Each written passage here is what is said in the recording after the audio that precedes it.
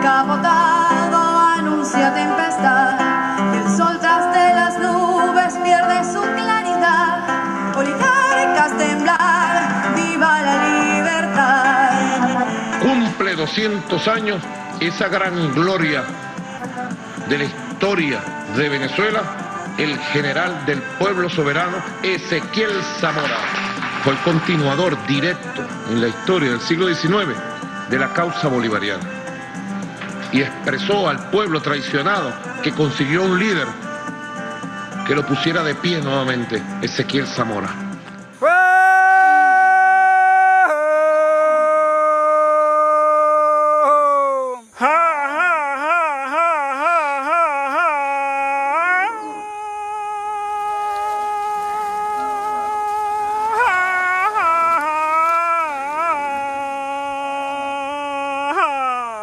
Desde épocas remotas, estas montañas del centro-occidente de Venezuela han sido caminadas por arrieros, conduciendo recuas de ganado propiedad de grandes terratenientes. Pero hubo un momento de la historia en que campesinos sin tierra y esclavos de haciendas alzados en rebelión galoparon estos caminos conduciendo un sueño de tierra y de libertad. El pueblo en armas salió a defender lo que era de ellos, a luchar por tierras y hombres libres, porque se hiciera justicia y no que la oligarquía tenía el control pleno de este territorio. Representa las luchas de siempre, las luchas del presente, los más poderosos contra los más desposeídos. Es una lucha de clase, es una lucha social, es una lucha de justicia. Fue una lucha encabezada por un líder, surgido de la propia masa campesina, que resumió todo el clamor popular en un grito de guerra. La tierra es libre, la tierra es de todos, tierra y hombre libre. Por esas mismas montañas, campos y caminos, sigue retumbando hoy en día la voz de ese gran líder popular que fue Ezequiel Zamora. General del pueblo soberano, ¡viva el general Zamora! ¡Viva! Porque Zamora buscaba la igualdad. Y como era un hombre sencillo, le demostró a los campesinos que él también era uno de ellos. Entonces se hizo un líder prácticamente de todos los campesinos. El líder popular más de mayor arrastre en el siglo XIX era peligroso para las oligarquías y lo mataron por eso.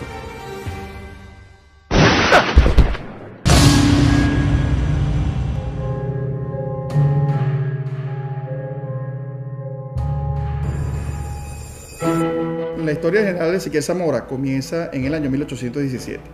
Es un año en que se retomó con fuerza la campaña de la independencia. Bolívar se va a dirigir al sur, al Orinoco específicamente, para controlar la indispensable base de operaciones de Guayana. Y en un lugar en el centro norte del país, de esa provincia de Venezuela, nace el niño Ezequiel Zamora el 1 de febrero de 1817.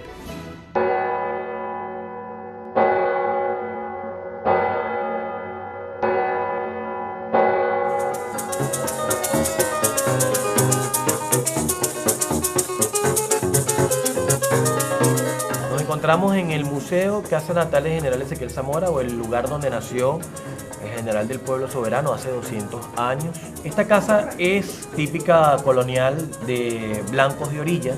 Fue una casa que perteneció a Mateo Zamora Pereira, que fue tío del general Ezequiel Zamora. Y es una de las primeras 50 casas que fueron construidas en este espacio que hoy conforman el casco nuclear del pueblo de Cuba. Los padres de Ezequiel Zamora, Alejandro Zamora y Paula Correa, son dos personas ligadas al movimiento de independencia de Venezuela.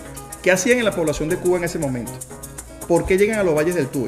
Bueno, simplemente porque Paula Correa estaba embarazada y la sorprende el final de su gestación, llegando justamente a la población de Cuba. No perduraron mucho tiempo acá después del nacimiento de Zamora, sino que ya para finales de 1817 tuvieron que estar saliendo de este espacio nuevamente hacia Villa de Cura, que era su lugar de vida y además era donde tenían su ámbito de acción de lucha republicana. Durante el desarrollo de la Guerra de Independencia va a ocurrir un hecho trágico que va a marcar la vida de Ezequiel Zamora. Allí recibe la noticia de la muerte de su padre, queda huérfano a la edad de 4 años. Su padre muere en la batalla de Carabobo en el año 1821.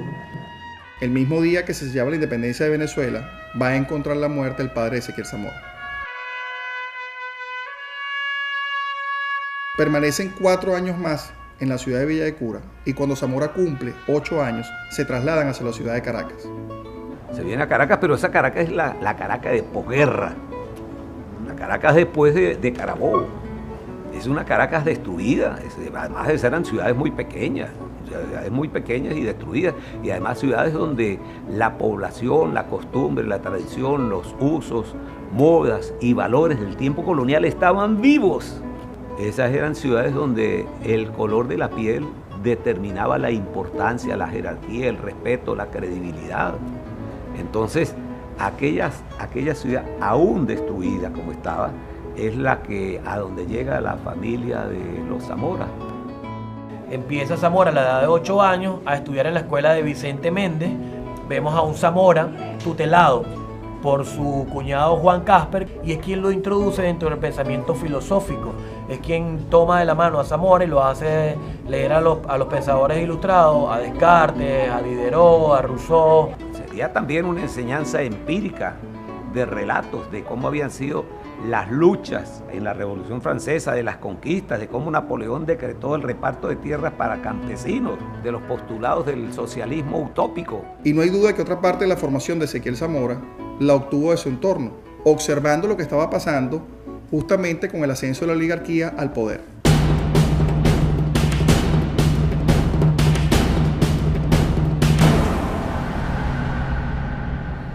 En 1830 muere Bolívar, se consuma la traición al libertador. Una vez disuelta la Gran Colombia, lo que se va a establecer en Venezuela es un orden de injusticia y quizás peor de lo que existía durante la colonia. Los esclavos vuelven a sus esclavitudes, los campesinos sin tierra vuelven a la miseria, a la pobreza. Nuestro libertador Simón Bolívar lo dijo bien claro ante el Congreso Constituyente de Colombia, año 1830. La libertad era lo único que habíamos obtenido a costa de los demás. Ese a costa de los demás es esa profunda desigualdad social que quedó en Venezuela después de la Guerra de la Independencia. No se había cumplido a cabalidad la ley de reparto. Y la ley del 10 de abril de 1834, la ley de Esperiquita, que sencillamente arremetían contra las propiedades agrícolas y que finalmente iban a parar en manos de banqueros o en manos de Páez y su séquito. Las cosas del país la decide un grupito, una república de los ricos, así. Es una república de quienes tenían bienes, propiedades, esclavos. Para la clase poseyente y para los esclavistas, un esclavo era esto, una mesa, una mula, un arado, eso era una propiedad, pues. A veces yo me he preguntado qué le hubiera pasado a Negro Primero si no muere en Carabobo. ¿Dónde hubiera estado el Negro Primero en 1831, 1832? Quizás tuvo la dicha de morir en Carabobo para no ver lo que le hubiera pasado a él y a sus iguales, a sus hijos, a sus abuelos.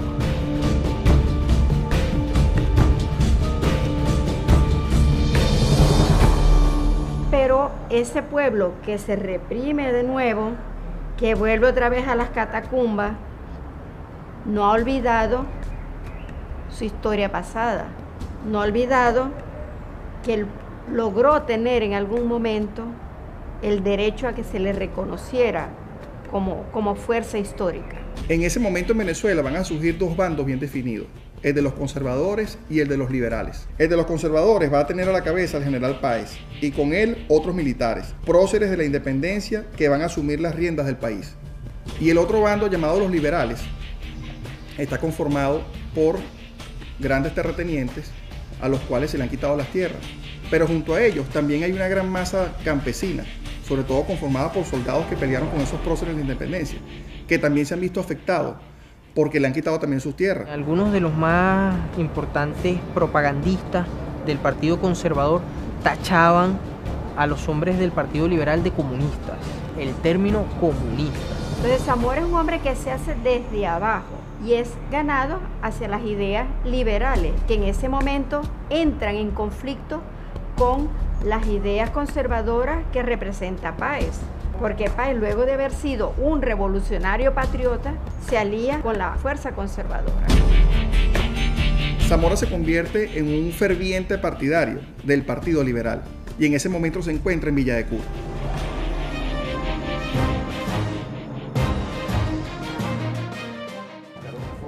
Busca la otra, pues. Síguele dando, pues. Es para ver, echa para atrás. Ese, claro, este cerro está ahí. Este es Villa de Cura. Cuando todavía se veía sabana en Villa de Cura, ¿no? Villa de Cura tenía mucha importancia a nivel comercial. Mucha importancia por lo siguiente, porque los ganados del llano llegaban hasta Villa de Cura. Los llaneros tenían sus ganados, los traían hasta Villa de Cura. Ahí se lo vendían a la gente que se lo iba a llevar para Caracas o para otro lado, para Valencia, pero ellos llegaban hasta ahí. Entonces el tráfico, las monedas, las morocotas, donde corrían era en Villa de Cura. Era donde estaban los negociantes de ganado, los que compraban y vendían en Villa de Cura. Zamora entonces se dedicó a la actividad ganadera y al poco tiempo montó una tienda, una pulpería, donde se vendían víveres y machetes y sillas de montar y se vendían productos diversos. Eran lugares a donde llegaba mucha gente. Zamora, que sabía leer y escribir y salía muy bien, estaba afiliado, inscrito entre los compradores del venezolano. Y entonces Zamora no solamente leía las noticias, el editorial, sino que además le hacía interpretación, que era oída por los campesinos, por los artesanos, por los jornaleros. Y entonces Zamora se fue convirtiendo en una referencia, pero además de que era un comerciante sumamente serio, era justo, un hombre de palabra. Eso le dio credibilidad entre los campesinos y todas esas poblaciones. Zamora, en sus actividades como comerciante, estuvo muy ligado al arreo de ganado, y esa actividad le permitió conocer lo que es la geografía nacional. Eso le va a servir más adelante para conducir la rebelión y la guerra federal. Para los años 40, la decisión de los conservadores y liberales, la situación se ha hecho sumamente tensa. Cuando vienen las elecciones del año 46, Zamora aspira a ser candidato a elector. A Zamora lo enjuician y lo inhabilitan políticamente para ser elector justamente por el Partido Liberal. Esa era la forma que tenía la oligarquía conservadora para eliminar a la gente que tenía un cierto liderazgo. Y esto va a causar en Ezequiel Zamora una gran frustración. Pero no solamente a Zamora, es que era la pugna entre los dos grandes bandos. Esto originó entonces una situación bastante delicada que se va a resolver con una entrevista que se va a dar en La Victoria entre Páez, que es el jefe de los godos, y Antonio Leocadio Guzmán, que es el jefe del Partido Liberal. Y es el general Santiago Mariño quien va a proponer que se haga esa reunión y va a colocar su casa como lugar para realizar la misma.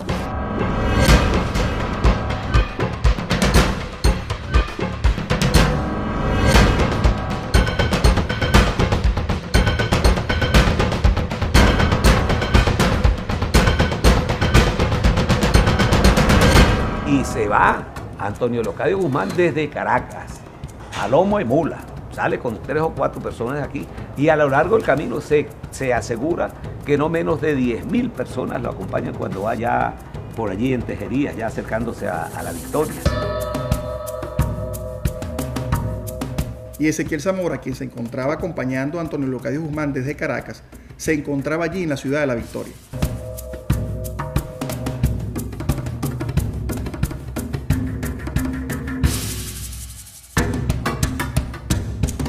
Ante la multitud que acompañaba a Antonio Leocadio Guzmán, el general José Antonio Páez, que estaba en Maracay, decidió no asistir a la misma, temiendo que iba a comenzar una guerra civil. Esa reunión entre Páez y Guzmán no se lleva a cabo. Y la hora de la rebelión había comenzado para Ezequiel Zamora. La tierra es libre, la tierra es de todos. Tierras y hombres libres. Cuando Zamora se levanta en 1846, inicios de septiembre de 1846, ¿cuáles eran las consignas? De aquí de Guambra fue la primera vez que se oyó que ese grito zamorano. Tierras al campesino, tierra y hombres libres, pues. Tierra y hombres libres, carajo, porque Zamora era un hombre muy enérgico Tierra, que siempre ha sido el gran problema de Venezuela, tierra. La consigna de tierras y hombres libres sencillamente caló demasiado entre el pueblo porque era uno de los grandes anhelos que sentían. Campesinos sin tierra, eso es casi una contradicción andante, pues. Él decía pues que la tierra no era de nadie, sino que todos tenemos derecho al uso, goce y disfrute de ese bien que es un bien universal. Ahí encarnaba eso. Y por eso es que la oligarquía de entonces tenía, bueno, un terror por esas consignas y tenía terror cuando escuchaban Ezequiel Zamora. Ay, Zamora peleador, ay, Zamora peleador, ponga los bolos a temblar, que nosotros empuñamos el rabón con interés. Está hablando de los sucesos de aquella época. Lo hizo un historiador usando las palabras de los esclavos, los descendientes de los nietos, de los los tataranietos. Así de esta misma manera hicieron este tipo de canciones. De cogote de una vez, a los asesinos amos. De cogote de una vez, que ya los asesinos amos. Zamora, dentro de su consigna, asustó hasta inclusive mucha gente de los de él. El problema era que, como tú decías, que el segundo Zamora, ¿quién era? Que era Francisco José Rangel, coño, era para temblar. Un guerrillero de verdad. Se conocía todas esas montañas, llanos de Carabobo y de Aragua. Y Rangel asaltó una hacienda. Del Ángel Malo, como le decían el doctor Ángel Quintero, que era el ministro de Relaciones Interiores del general Páez. Aquellas tierras son buenas, la que tiene el Ángel Malo. Vamos allá y les digo, con el machete en la mano. En Yuma asaltó la hacienda. Eso fue un gran escándalo. Entonces se unió a Zamora y reconoció a Zamora como jefe. 45 hombres. Esa fue la primera tropa de Zamora, la que él levantó aquí. Y allá se ve una especie de, todavía como de pelado, que se llama Los Leones. En ese lugar es donde él se encuentra con Francisco José Rangel. Estaba alzado la parte de donde llaman Manuare y el valle de Tacasuruma.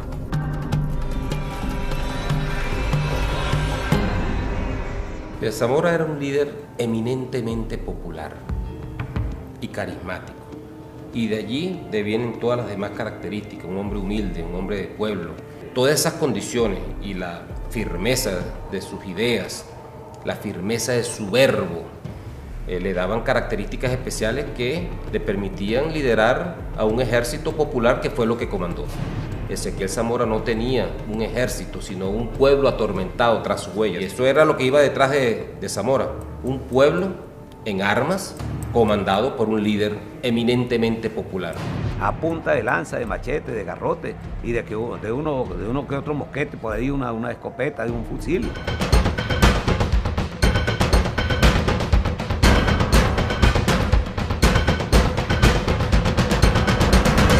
Las tropas del gobierno no tenían ninguna desventaja. Tenían una academia militar de matemáticas que formaba oficiales profesionales para la guerra.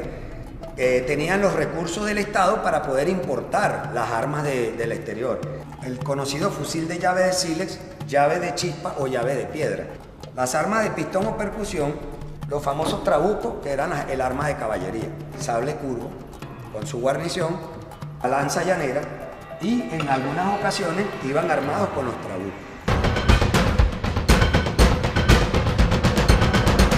La desventaja la tenían eran los campesinos, que no contaban con recursos materiales para hacer la guerra. Los pocos elementos de guerra que disponían eran los que tenían a la mano en el momento que se alzaron. Trabucos, escopetas, machetes, lanza y sable.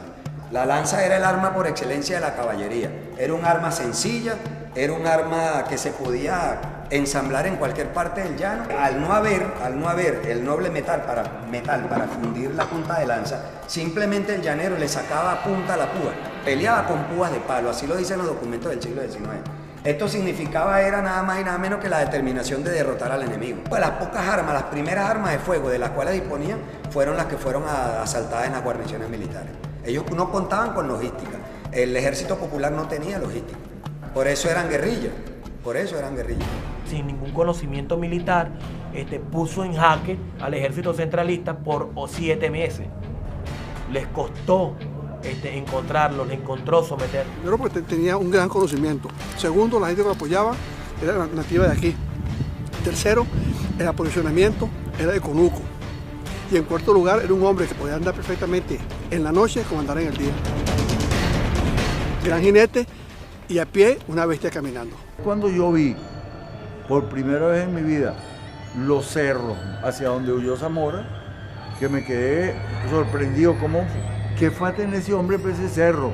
Y la persona que iba conmigo me dijo muy fácil, si usted se para allá arriba, ve, abajo le queda Bejuma, de este lado le queda Belén, por aquí Villa de Cura, por aquí San Juan de los Morros, por aquí le queda Valencia, por aquí le queda San Carlos, por aquí le queda tal. El tipo estaba primero en un mirador perfecto y segundo, podía huir por donde le diera la gana. Podía divisar con facilidad el movimiento de tropas de cualquier parte que ocurriera, pues. Por decir algo. Si miraba hacia el sur, esta montaña, ya podía saber perfectamente desde aquí si veía movimiento de gente, ¿no? Pero tenía la gran ventaja de que aquí se ve cerquita, pero cuando uno se imagina llegar de que hasta allá, cuando la gente llegaba aquí, ya la había cogido por otro lado, cualquiera distinto que no fuera y podía estar allá en aquel cerro. Si veía que venía una gente por aquí, se podía ir por aquí. O sea que, claro que el conocimiento de la geografía, y eso lo saben los estrategas militares, lo primero es conocer la geografía. ¿Cómo llegó Zamora ahí? ¿Por dónde? ¿Por aquí o por esta montaña? No, llegó por acá, por Virgenpura. Y se metió en este valle de Huambra, porque aquí está un amigo de él, de apellido Barrios. Y los Mazabé, que era una familia también amigos de él, de su comercio, ¿no? Bueno, lo primero que hace es reunir a esa gran cantidad de campesinos que estaban en esa zona, el Valle de Manuare, Tacazuruma, Cerro La Tormenta, Huihue, Magdaleno, todas esas poblaciones aledañas a Villa de Cura y que él conocía perfectamente, para que se unan a ese movimiento, a esa rebelión popular. Ejemplo de ello, tenemos una carta dirigida por Ezequiel Zamora a esos partidarios desde el sector de La Ollita. Convídolos pues a que se vengan a incorporar a estas filas de hombres, todos resueltos a ser libres o morir, pudiendo asegurarles que el triunfo por medio de las armas será infalible.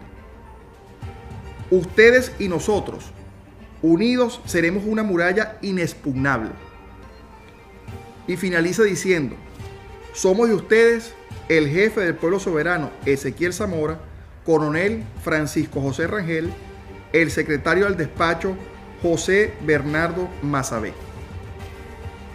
Todos estos hombres que hacían vida en el Valle de Huambra. Esta gente se le une, una cantidad de guerrilleros se le unen a Zamora y dan una cantidad de batallas que tienen, bueno, no en todas, pero mayoritariamente fueron éxitos. Algunas emboscadas, algunas batallas pequeñas. Entre los partidarios del movimiento liberal, sobre todo los que se encontraban en las grandes ciudades, muchos no estaban de acuerdo con el carácter popular que le estaba imprimiendo Ezequiel Zamora a la rebelión. Pero si hubiese habido un movimiento más extenso, era imposible agarrar a ese hombre en esta zona. La mala suerte lo acompañó posteriormente, en que no tuvo ese respaldo, digamos, en todo el país. Había muchos seguidores, pero muy esporádicamente repartidos en el país. Pues. Ninguna gran ciudad se sumó al movimiento de Zamora. Eso explica parte de esa derrota que sufrió. Y todo el esfuerzo bélico del gobierno se concentró en buscar a Zamora hasta que lo agarraron. Y luego fue muerto el indio Rangel. Y en marzo del 47 lo hacen preso. Se lo entregan a un tribunal en Villa de Cura y el juez de primera instancia lo condena a muerte. Se envía a la cárcel de Maracay, de la cual escapa en ese mismo año 1847, ayudado por Juan Casper y algunos otros familiares. Y se va a trasladar clandestinamente a Caracas, desde donde mantendría contacto con círculos revolucionarios de la capital. Hasta que el general José Tadeo Monagas emitió un decreto de pacificación y amnistía general, en el cual Zamora también fue beneficiario de esa política. Monagas llama a filas a Ezequiel Zamora a los fines de que tome parte de las fuerzas que van a pacificar el país, fuerzas que están insurrectas en la parte occidental del país. Y es llamado por el presidente Monagas a integrar el ejército. Se le da el grado de coronel y de ahí él va llevando toda una vida dentro del ejército nacional. Y entonces va obteniendo una cantidad de conocimientos de tipo militar, pero también de carácter social, de la producción, de la pobreza, del comercio, de las vías de navegación, de los caminos, de los ríos, de la producción.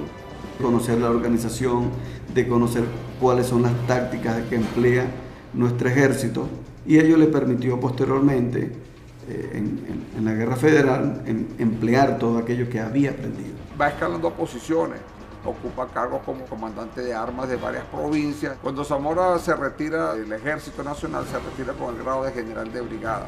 Ya para el año 57 han pasado 10 años de los monagas en el poder, pero los monagas instauraron ese nepotismo y un abuso enorme. Se cogieron tierras. Bueno, los conservadores y liberales se dieron cuenta que este hombre se iba a eternizar y lo derrocaron. Lo derrocaron en marzo del 58 con una revolución que comenzó en Valencia. De tal modo que en ese contexto, quienes habían sido seguidores o fieles al gobierno de los monagas empezaron a ser sacados del país, a ser exiliados. Entre esos cayó Guzmán Blanco, entre esos cayó Antonio Leocadio Guzmán, entre esos cayó el general Juan Crisóstomo Falcón y desde luego Zamora. Todos esos salieron aquí a las islas del Caribe, que era el exilio natural. Mientras estuvieron por allá, pues cada uno se fue dedicando a organizar el retorno.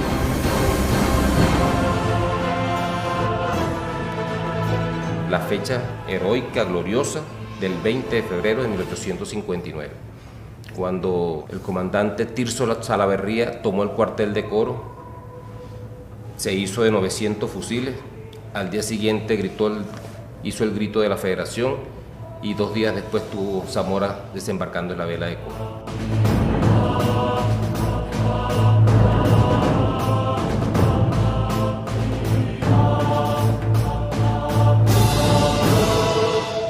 Toma el liderazgo de las tropas que estaban insurreccionadas, el parque de armas contabiliza cuántos pertrechos y cuántos hombres cuentas para dar inicio a la revolución federal. Lo hace ya con una visión nacional, con una mirada estratégica, que es un factor también que el comandante Chávez nos enseñó mucho. Una cosa es soñar idealmente, que tú quieres vivir en una sociedad de iguales, y otra cosa es proponerte el plan de hacerlo realidad conquistando el poder. Enseguida desarrolla una campaña por la costa. Costas de lo que hoy es Falcón, costas de Yaracuy, llega hasta Puerto Cabello, hasta Morón, exitosamente, y va organizando y va decretando en términos de la organización federal, y retorna por los llanos occidentales, centro-occidentales, y va desarrollando su campaña. Las tropas gubernamentales lo siguen hasta Barinas, y es ahí donde precisamente él establece su planificación, su esquema de maniobra de cómo va a desarrollar la batalla. Incluso 3 meses antes había viajado Ezequiel Zamora a la ciudad de Santinés para hacerle un juicio a Martín Espinosa, uno de sus oficiales, por la cantidad de actos vandálicos que había cometido este oficial contra la población en Barinas. Zamora vino aquí a defender a Barinas y a Santa Inés, que ya Espinosa lo tenía acabado a Barinas y a Santa Inés. Cuando él hacía daño en Barinas, lo perseguían, se venía aquí. Hacía daño aquí, lo perseguían aquí, se iba para Barinas. Zamora procedió a hacer un consejo de guerra y en forma muy sumaria por los delitos cometidos y en contra de la población, tomó la decisión de pasarlo por las armas en la plaza de Santa Inés, al pie del samán que se encuentra, todavía un samán que es centenario, que es testigo fiel de todo aquel acontecimiento. Fue en este samán. Aquí. Dicen que fue ahí, fusilado a tiro, otros dicen que fue guindado en esa rama.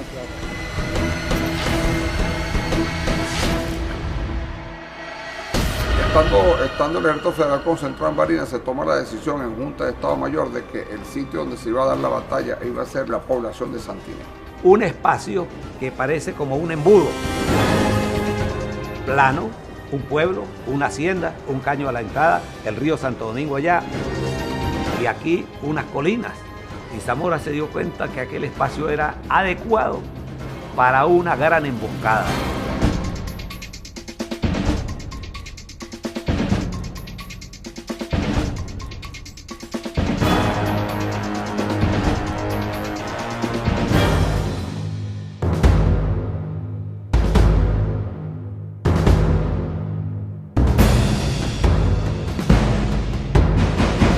da instrucciones al coronel Ignacio Charquet para que hiciera un sistema de atrincheramiento a lo largo del camino y en una forma de escalonada y en profundidad, para hacer lo que llaman posiciones retardatrices, a los fines de que el enemigo, a medida que avanzaba a lo largo del camino, tuviera diferentes obstáculos para hacer canalizado su avance.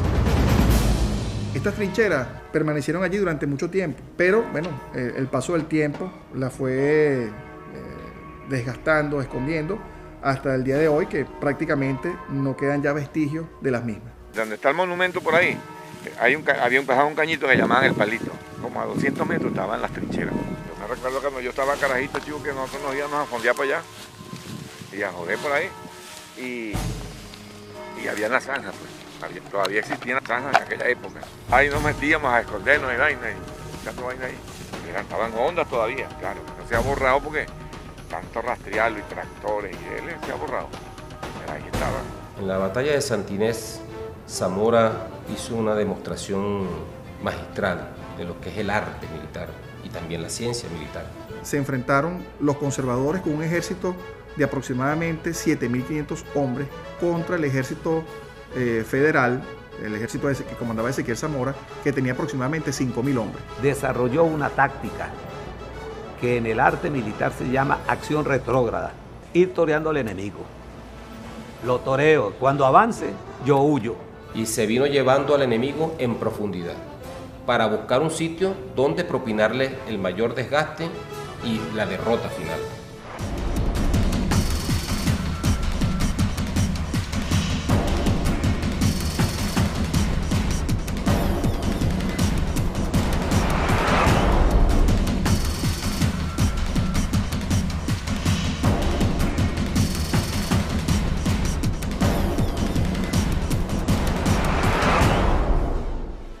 Uso apropiado del terreno, uso apropiado de todos los fundamentos de la acción defensiva, uso apropiado de la reserva. Es decir, allí puso en práctica una gran variedad de principios y fundamentos de las operaciones ofensivas y defensivas que conocemos nosotros actualmente y que las estudiamos en las aulas de clase. Cuando Zamora derrota a los oligarcas en Santa Inés, prácticamente el país lo tenía en las manos, así que lo que quedaba era avanzar sobre Caracas. Estaba a horas de Caracas, con un ejército, como un pueblo que lo seguía con pasión y con un proyecto de reivindicación social muy profundo. Dentro del bando de los federales había surgido una línea que lo veía con envidia y con temor por lo radical que era. ¿Qué hubiera sido de este país si Zamora entra a Caracas, de manos de los pobres de este país? Porque era la cabeza, era la emoción de la revolución. Tenían todas las razones para asesinarlo. Se confabulan para la muerte de Zamora. Hay muchas preguntas en el aire. ¿De dónde salió la bala que lo mató? No fue bala enemiga, fue del lado donde estaban las tropas federales. Se sabe que fue un solo tiro que lo hirió mortalmente.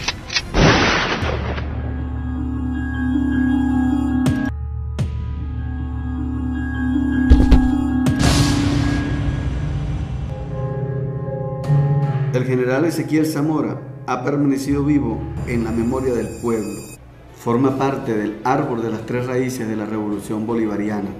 Y es por ello que desde la Universidad Militar Bolivariana de Venezuela seguimos estudiando su legado, sus enseñanzas. Allí están las claves para entender no solo los hechos pasados, sino también las luchas y retos actuales.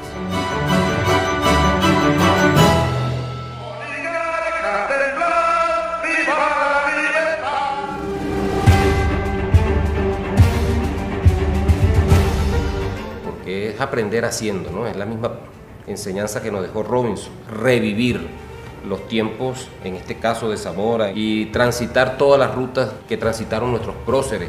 La marcha de Wambra hasta Villa de Cura la van a desarrollar los cadetes del segundo año como parte del plan de estudio de nuestra Universidad Militar Bolivariana de Venezuela. Se hace un reconocimiento previo, buscando a los pobladores de la zona, a la gente que conoce pues, el área de operaciones como tal. Comenzó el trabajo también documental, o sea, de apoyar el testimonio de las personas que habitan en la zona con lo que está referido en los libros. Y bueno, eso nos dio el trazo de la ruta para visualizar cómo se iba desde el pueblo de Huambra, el Valle de Huambra, hasta la ciudad de Villa de Cura.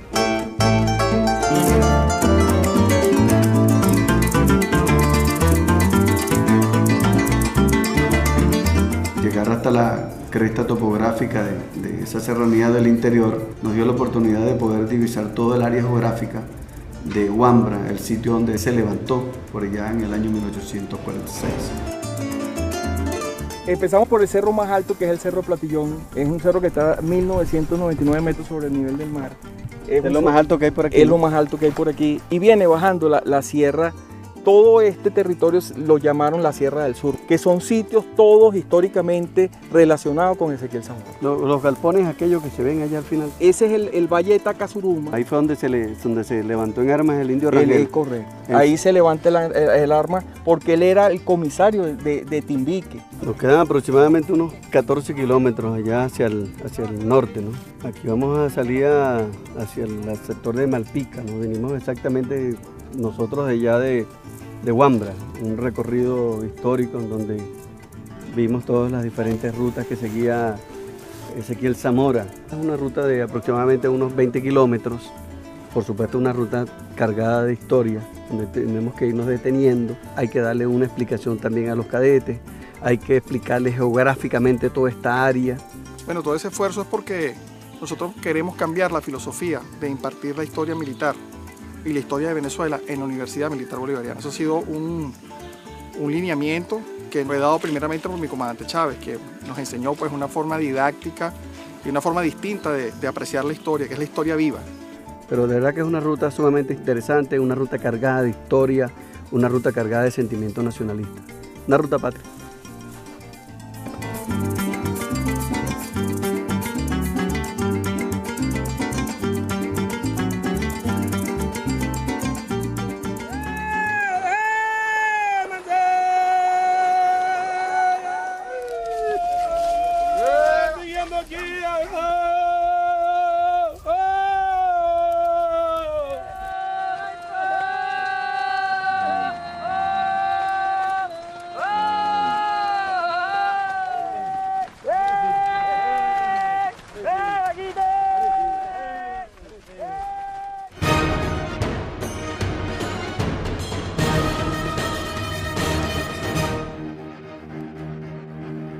Y estamos aquí hoy para hacer una marcha, un breve recorrido histórico de lo que fue en sí las tomas de las tierras del general en pueblo de Ezequiel Zamora.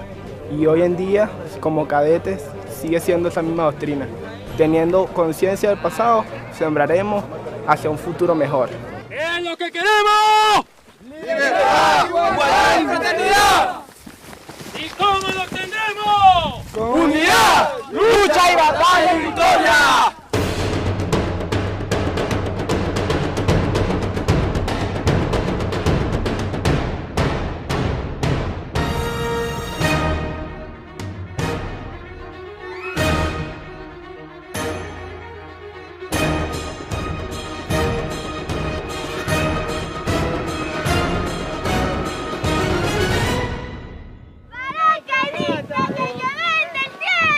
Paracaidista que llueven del cielo. Van con su líder comandante supremo. Van con su líder comandante supremo. Y una fragata resiste el ataque. Y una fragata resiste el ataque. Miren la proa almirante al combate. Específicamente este sitio que está aquí era donde estaba la choza de Francisco Indio Rangel. Aquí lo que hizo la oligarquía fue decapitarlo. Mataron aquí murió el Indio Rangel. Y nosotros, la Universidad Militar Bolivariana de Venezuela, hemos venido hoy a erigir este pequeño hito para que quede como un recuerdo imborrable, un recuerdo imperecedero. Vamos, para que no se seque nunca, para que no se seque la esperanza del Indio Rangel.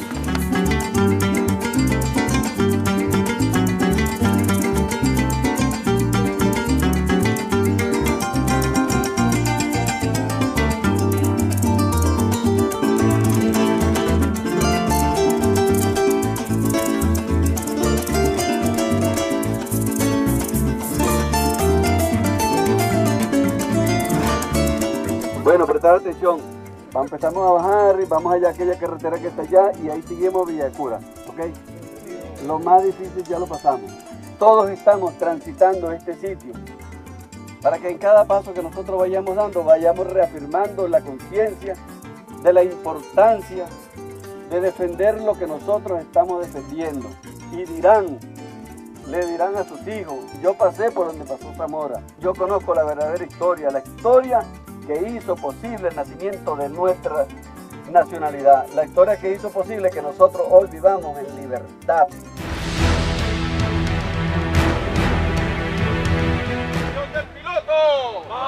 Y la lluvia y el viento, de la mano seguro el timón, el piloto se eleva en el cielo, con la ruta del trueno y el sol. ¡Revolucionario! ¡Revolucionario! ¡Pensamiento militar bolivariano! La ruta de la marcha ha sido una experiencia inolvidable. Como cadete segundo año es la primera marcha que tenemos y eso va a quedar para la historia, ya que desde que estamos desde Huambra hasta Villa de Cura ha sido un recorrido sensacional.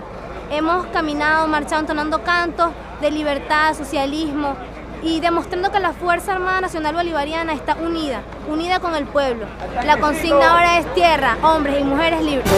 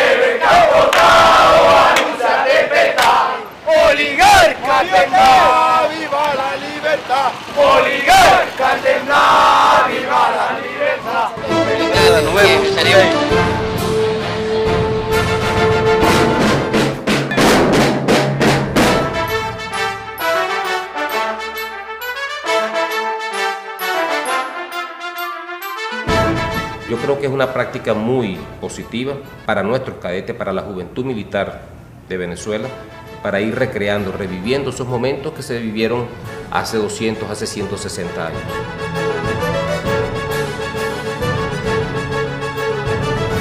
Y honrar a Zamora es honrar a los que no tenían voz, a las clases que no tenían esperanza.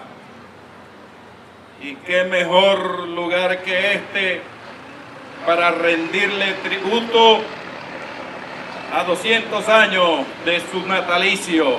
Este es el gran compromiso de la actividad que la Universidad Militar Bolivariana de Venezuela hicimos en el día de hoy y en la cual ustedes con mucho cariño, con mucho amor y con ese calor de pueblo nos recibieron en la tarde de hoy. Muchas gracias a todos. ¡Chávez vive!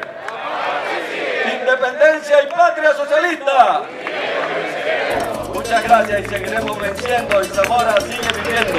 Si Bolívar nos dio la independencia y la dignidad nacional y nuestra americana, Zamora nos dio el sentido de dignidad e igualdad frente a la oligarquía. Nadie es superior al pueblo.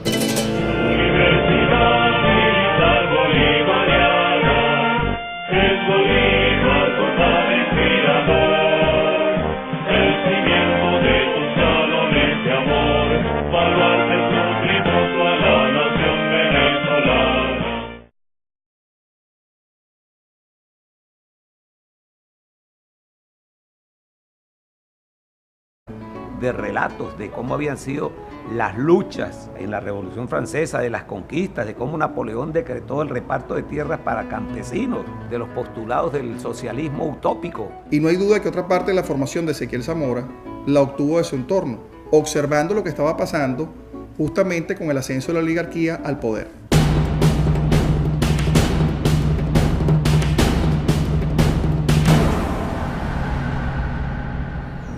1830, muere Bolívar, se consuma la traición al Libertador. Una vez disuelta la Gran Colombia, lo que se va a establecer en Venezuela es un orden de injusticia y quizás peor de lo que existía durante la colonia.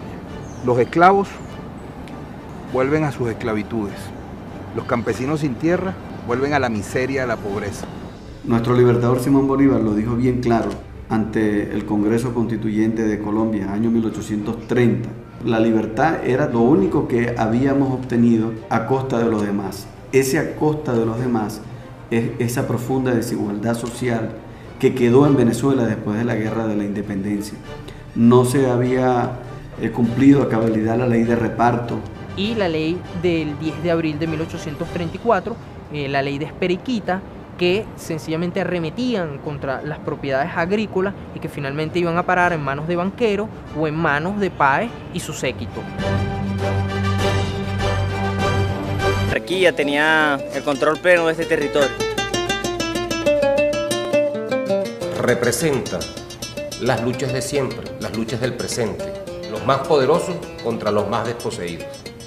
Es una lucha de clase, es una lucha social, es una lucha de justicia. Fue una lucha encabezada por un líder surgido de la propia masa campesina, que resumió todo el clamor popular en un grito de guerra. La tierra es libre, la tierra es de todos. ¡Tierra! ¡Hombre libre! Por esas mismas montañas, campos y caminos, sigue retumbando hoy en día la voz de ese gran líder popular que fue Ezequiel Zamora. General del pueblo soberano. ¡Viva el general Zamora! ¡Viva! Porque Zamora buscaba la igualdad.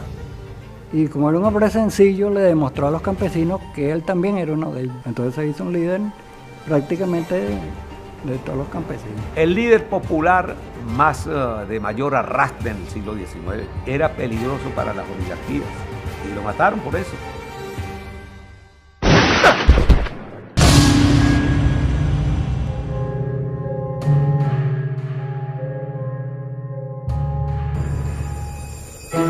La historia general de Ezequiel Zamora comienza en el año 1817. Es un año en que se retomó con fuerza la campaña de la independencia. Bolívar se va a dirigir al sur, al Orinoco específicamente, para controlar, que va a marcar la vida de Ezequiel Zamora. Allí recibe la noticia de la muerte de su padre, queda huérfano a la edad de 4 años. Su padre muere en la batalla de Carabobo en el año 1821. El mismo día que se sellaba la independencia de Venezuela, va a encontrar la muerte del padre de Ezequiel Zamora. Permanecen 4 años más en la ciudad de Villa de Cura y cuando Zamora cumple 8 años, se trasladan hacia la ciudad de Caracas. Se viene a Caracas, pero esa Caracas es la Caracas de posguerra. La Caracas después de Carabobo. Es una Caracas destruida, además de ser eran ciudades muy pequeñas y destruidas, y además ciudades donde la población, la costumbre, la tradición, los usos, modas y valores del tiempo colonial estaban vivos. Esas eran ciudades donde el color de la piel determinaba la importancia, la jerarquía, el respeto, la credibilidad. Entonces, aquella ciudad aún destruida como estaba, es la que a donde llega la familia de los Zamora. Empieza Zamora a la edad de 8 años a estudiar en la escuela de Vicente Méndez. Vemos a un Zamora tutelado por su cuñado Juan Casper y es quien lo introduce dentro del pensamiento filosófico. Es quien toma de la mano a Zamora y lo hace leer a los pensadores ilustrados, a Descartes, a Diderot, a Rousseau. Sería también una enseñanza empírica. La indispensable base de operaciones de Guayana. Y en un lugar en el centro norte del país, de esa provincia de Venezuela, nace el niño Ezequiel Zamora el 1 de febrero de 1817.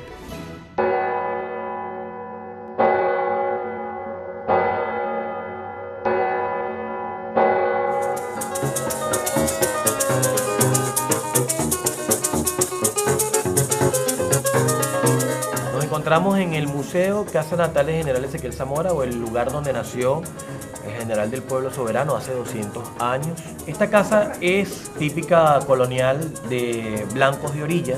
Fue una casa que perteneció a Mateo Zamora Pereira, que fue tío del general Ezequiel Zamora. Y es una de las primeras 50 casas que fueron construidas en este espacio que hoy conforman el casco nuclear del pueblo de Cuba. Los padres de Ezequiel Zamora, Alejandro Zamora y Paula Correa, son dos personas ligadas al movimiento de independencia de Venezuela. ¿Qué hacían en la población de Cuba en ese momento? ¿Por qué llegan a los valles del Tuy? Bueno, simplemente porque Paula Correa estaba embarazada y la sorprende el final de su gestación, llegando justamente a la población de Cuba. No perduraron mucho tiempo acá después del nacimiento de Zamora, sino que ya para finales de 1817 tuvieron que estar saliendo de este espacio nuevamente hacia Villa de Cura, que era su lugar de vida y además era donde tenían su ámbito de acción de lucha republicana. Durante el desarrollo de la Guerra de Independencia va a ocurrir un hecho trágico. Cielo encapotado anuncia tempestad, el sol tras de las nubes pierde su claridad, oligarcas temblar, viva la libertad.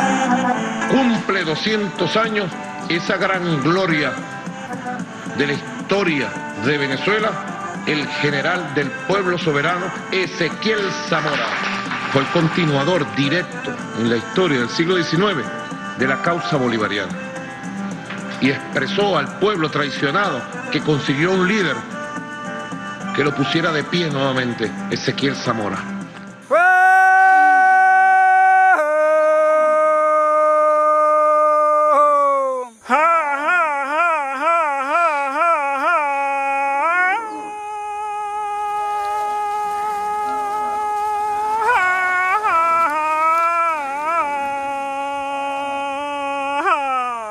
Desde épocas remotas, estas montañas del centro-occidente de Venezuela han sido caminadas por arrieros, conduciendo recuas de ganado propiedad de grandes terratenientes. Pero hubo un momento de la historia en que campesinos sin tierra y esclavos de haciendas alzados en rebelión galoparon estos caminos conduciendo un sueño de tierra y de libertad. El pueblo en armas salió a defender lo que era de ellos, a luchar por tierras y hombres libres, porque se hiciera justicia y no que la obligación